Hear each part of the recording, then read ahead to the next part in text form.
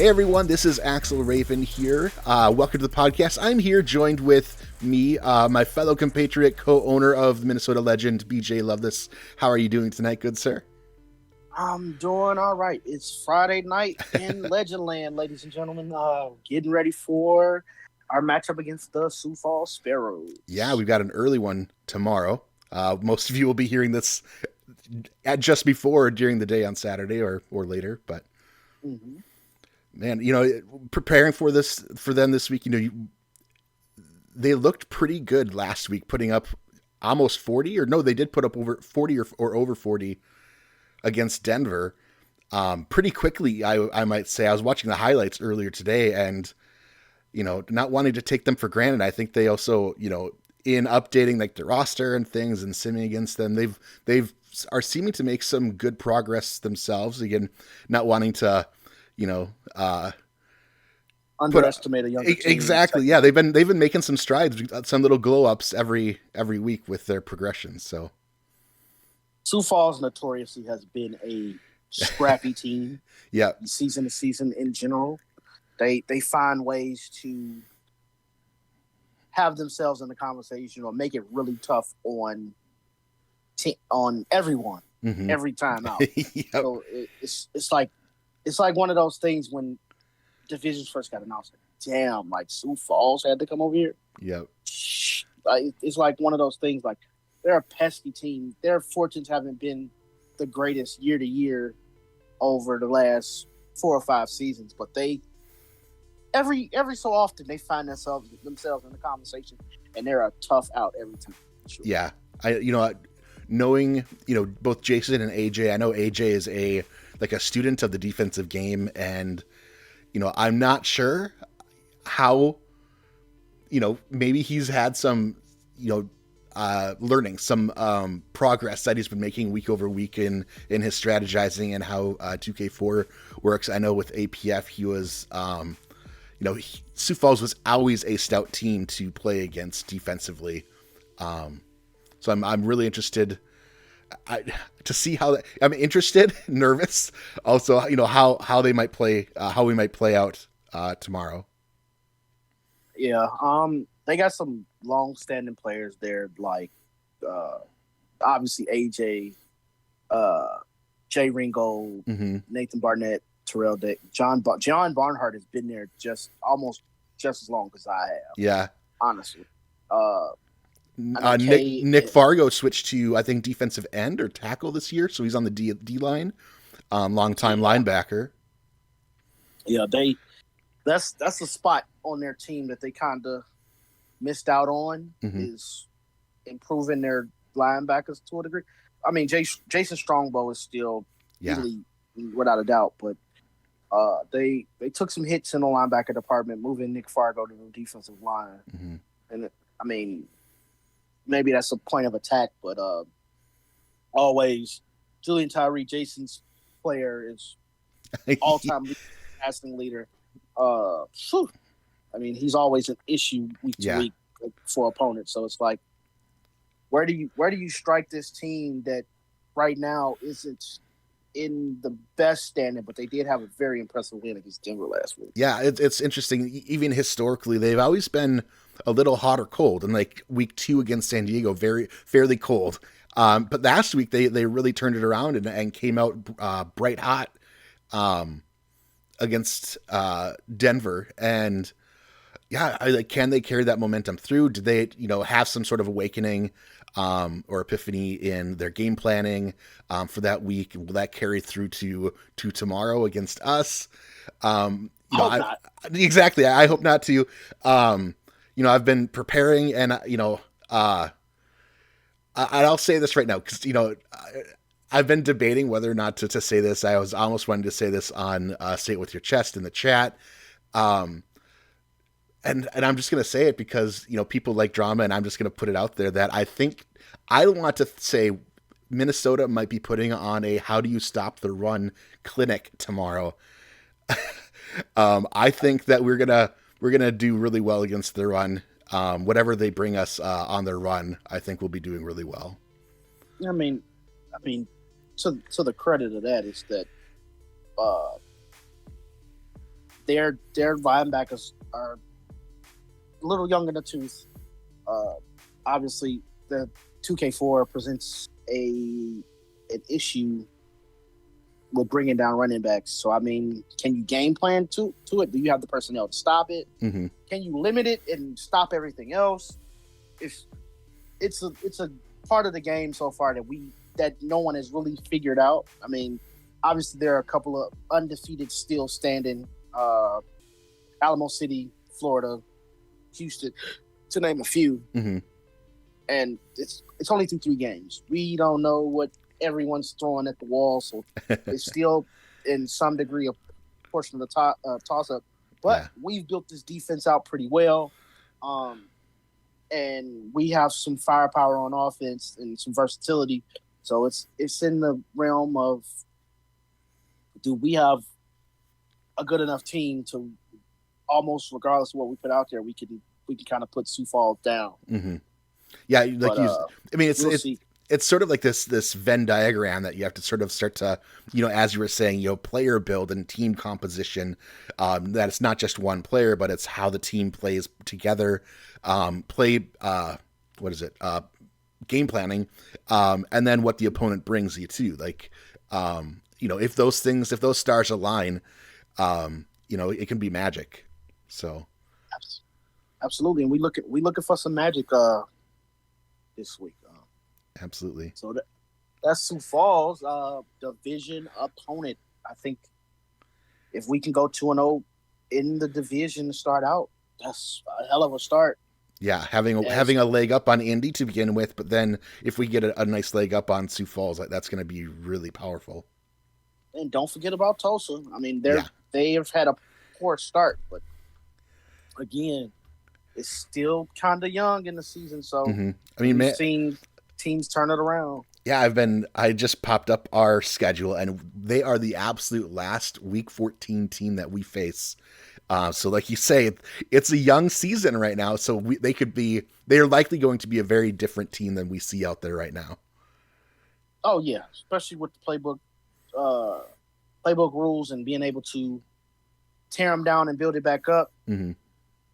Anything's possible. It's a realm of just creation, I guess, if that's a better word for it. Yep. So, the one thing we did not get the chance to talk about is our Week 3 game and victory against the San Diego Mavericks. Correct. Let's go back in the time machine a week and let's see what we thought of that outcome. Yeah, I mean, I wasn't expecting the drastic difference in score. I'll just put that out there.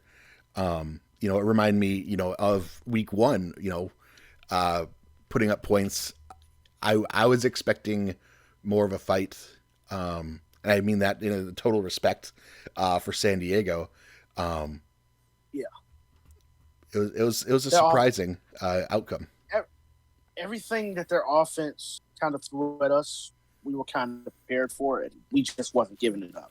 Yeah. I mean, everything that their offense came to the table with was kind of nailed to the ground after that first score. It was like, I looked at it and was like, damn, like, is their offense just not working, or is our defense just as good? Mm-hmm.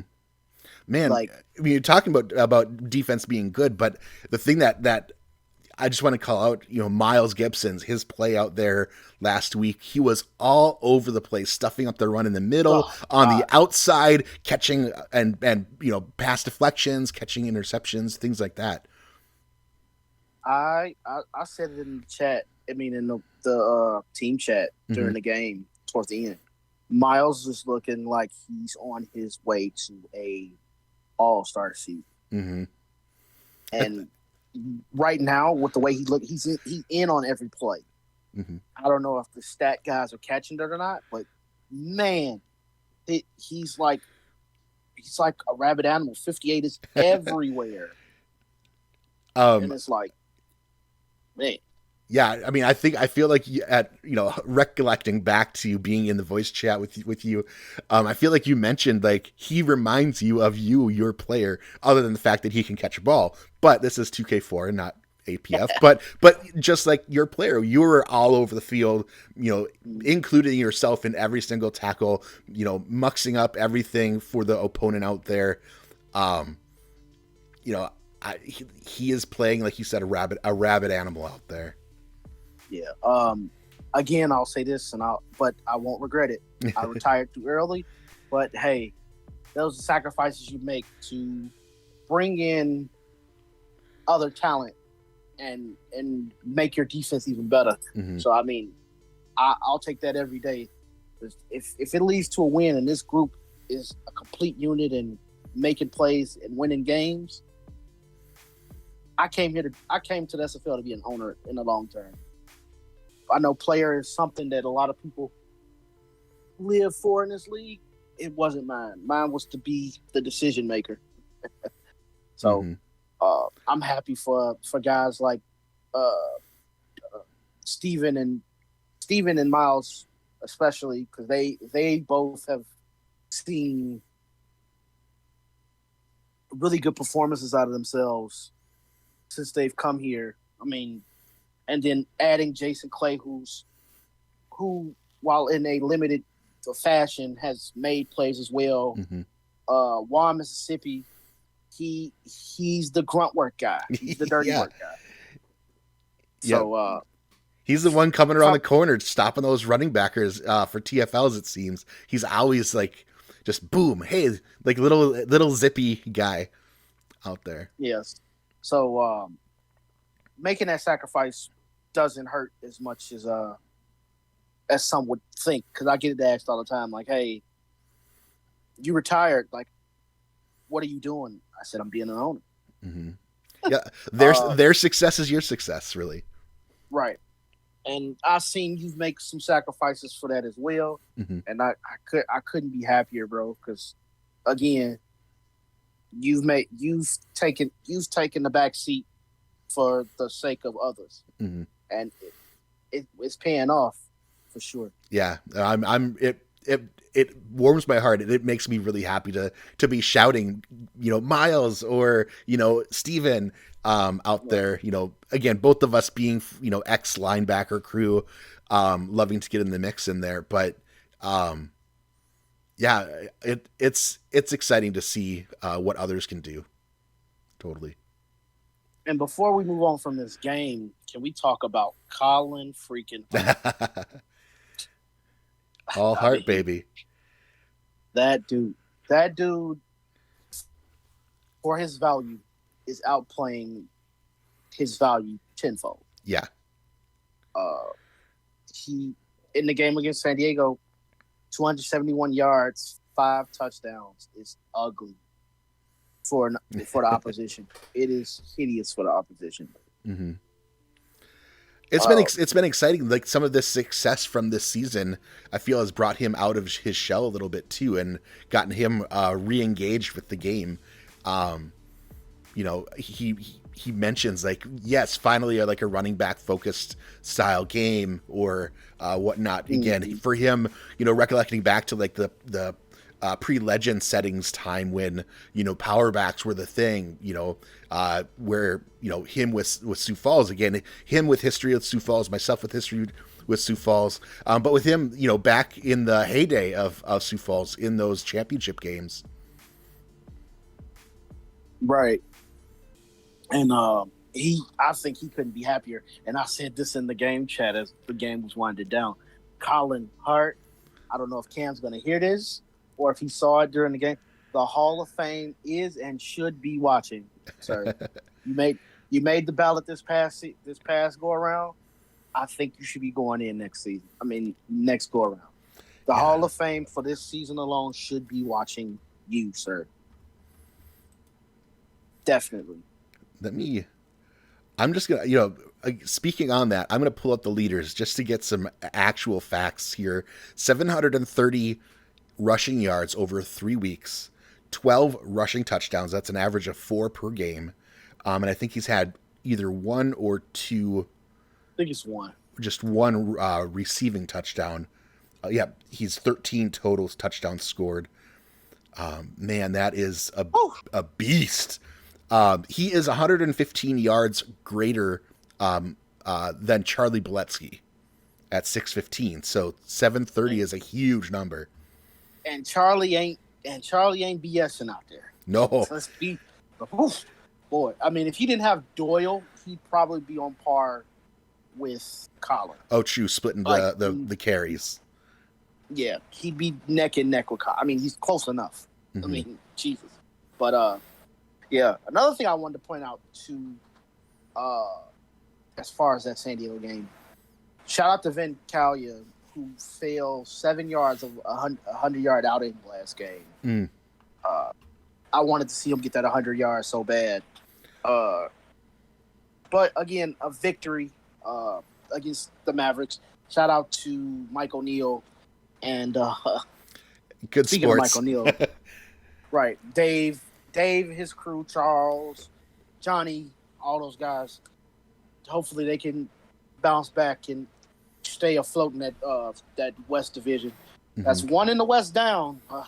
Yeah. Got three more to go, none of which are easy walks in the park. So no, having both the West and the South this season is nerve-wracking. Yeah, exactly. It makes me happy that we're playing the rest of them are the Central, that we're playing our own division. Lack of a better, I mean, yeah. But yeah, so after Sioux Falls, we've got Houston, which is another huge South division, undefeated right now. Sitting at 2-0, but can't, Demond was on Eddie's show earlier last night. Yep. And it's fun to see Houston back, in some of their how they they have a solid history. They fumbled a little bit last season or two. They were not quite up to the Houston par that they had been, but it's nice to see the Headhunters making living up to the previous hyenas value or level. The hyenas. Shout out to DeMar, man. Me and him go back a bit. I'm glad to see him back in the swing of things and loving the league again to a degree, it seems like. So not that I feel like he kind of lost it, but he's it almost seems like he's focused, like, hey, we getting this ship back on the road. Yeah, it's easy with these games to sort of get discouraged a little bit or like burnt out, right? So agreed. It feels it's great to see him with the smile on his face and laughing and things. So wins solve everything. Wins make everything easier. I mean, the pressure's on because hopefully that loss isn't coming too soon, but winning solves a lot. It's a cure for a lot in this league. It builds confidence. It builds some nerves, but again, coming off the bye going into Houston, hopefully, I'm always up for a challenge. Hopefully, getting them undefeated can put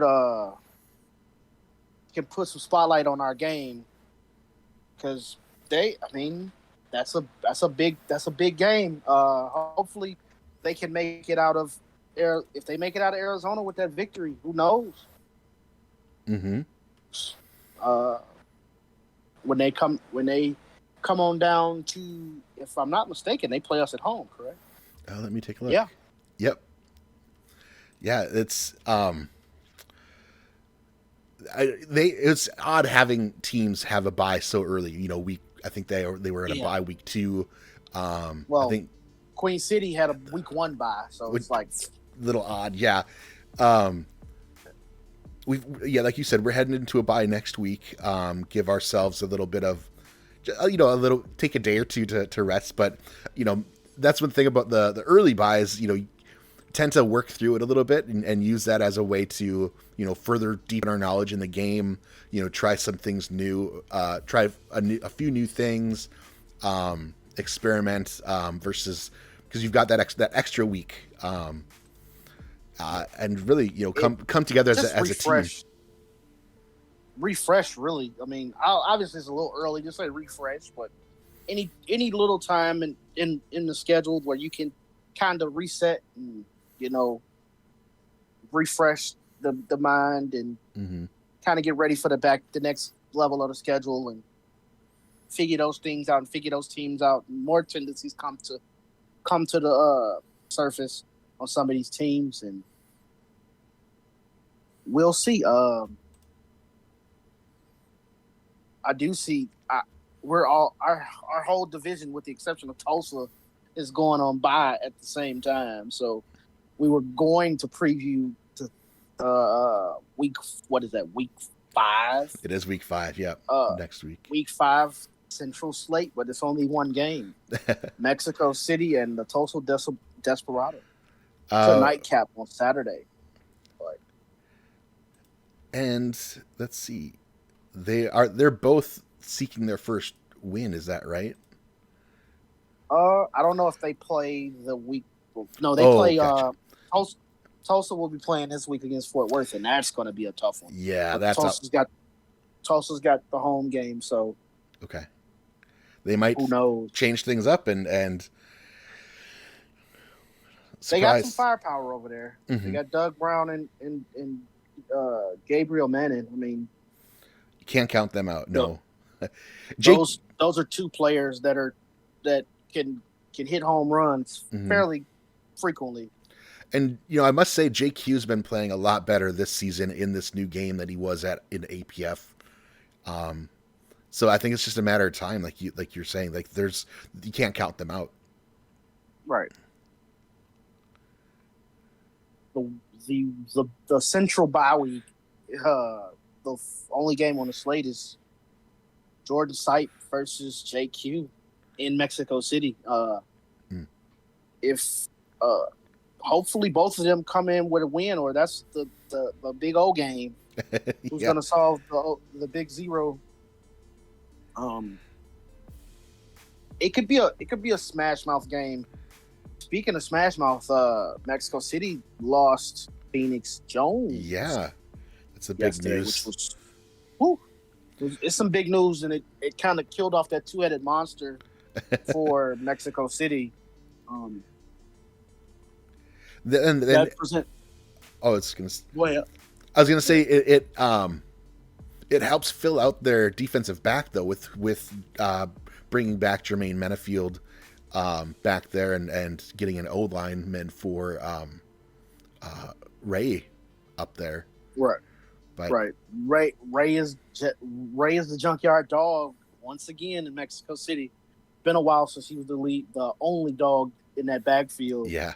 Now he's taken the reins back over, so it's going to be interesting to see how Ramos kind of shuffles game plan with it just being one running back to focus around now. Like, do we go out and give him 30, 35 carries?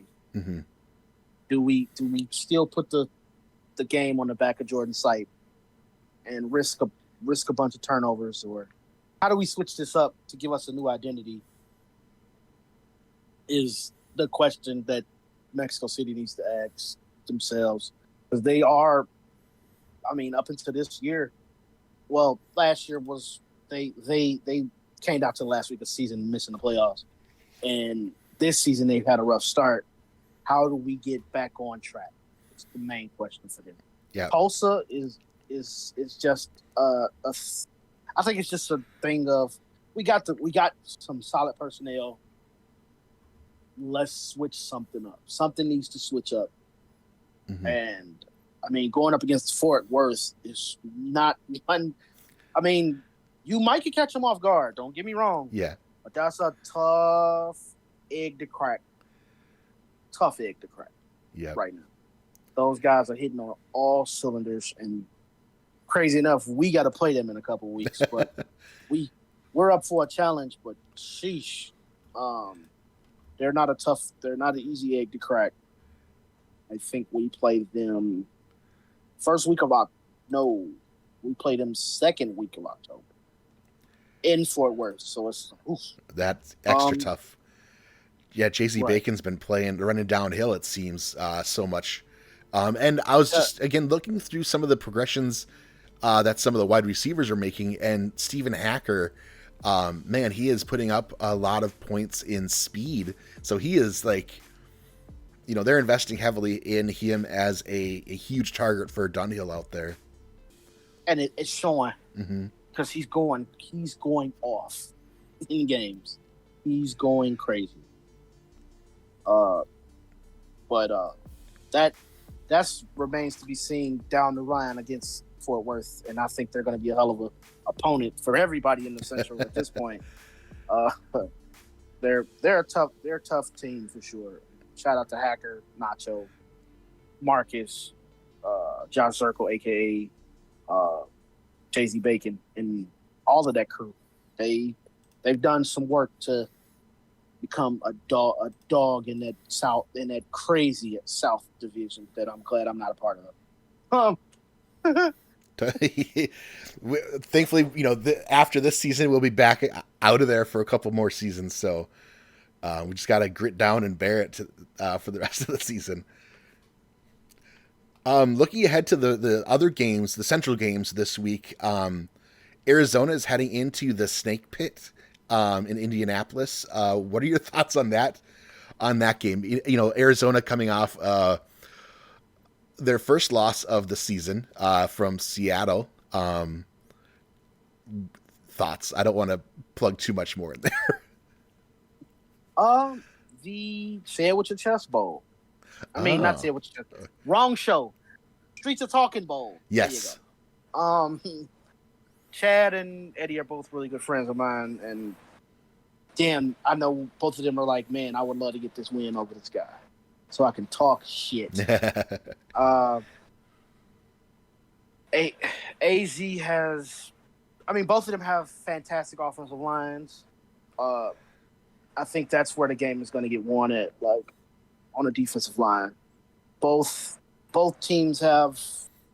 I'm giving Indy the slight edge on the corner builds at the moment because Arizona kind of risked it. He kind of risked their corner builds a bit, a sizable bit. And Ryan Roosevelt is a demon.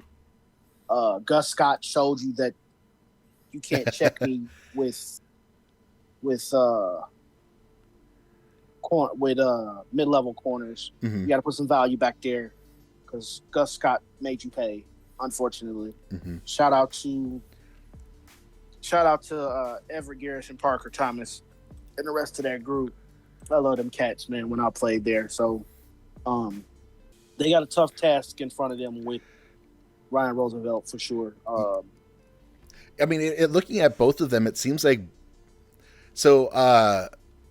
Indianapolis is they do not have a full four-man defensive line. They've got two defensive tackles and one DE, and their linebackers are not terrible.